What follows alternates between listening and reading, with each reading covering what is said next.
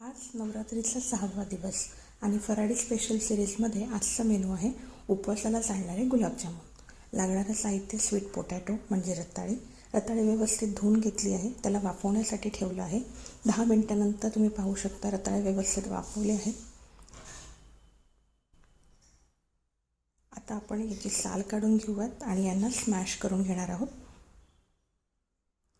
Smash केल्यानंतर याच्यामध्ये आपण ॲड करणार आहोत मिल्क पावडर.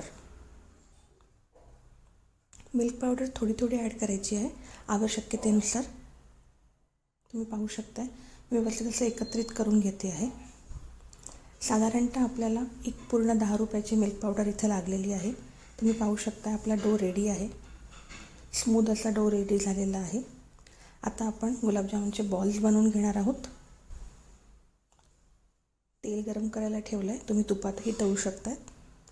बॉल्स टाकलेले आहेत आपण. त्यांना व्यवस्थित असे ब्राऊन शॅलो फ्राय करून घ्यायचे आहेत.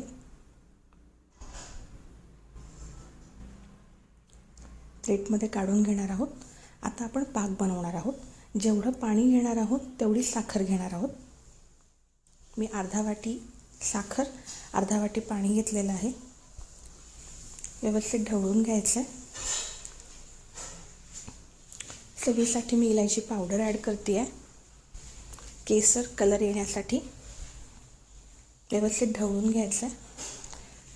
संपूर्ण साखर विरघळल्यानंतर आपण गॅस बंद करणार आहोत आणि थोडा वेळ हे थंड होण्यासाठी ठेवणार आहोत. तुम्ही पाहू शकता आपला पाक रेडी झालेला आहे. एका बाउलमध्ये गुलाबजाम ट्रान्सफर केले आहेत आणि त्यावर पाक सर्व करते आहे. तुम्ही पाहू शकता पाकामध्ये गुलाबजाम व्यवस्थित मिक्स झालेले आहेत. गार्निशिंगसाठी आपण वरतून पिस्ता ॲड करणार आहोत. पिस्ताचे काप हे टोटली ऑप्शनल आहेत, मला आवडतात म्हणून मी ॲड केलेले आहे. आणि आपले गुलाबजाम रेडी आहेत. Enjoy. Have a nice weekend.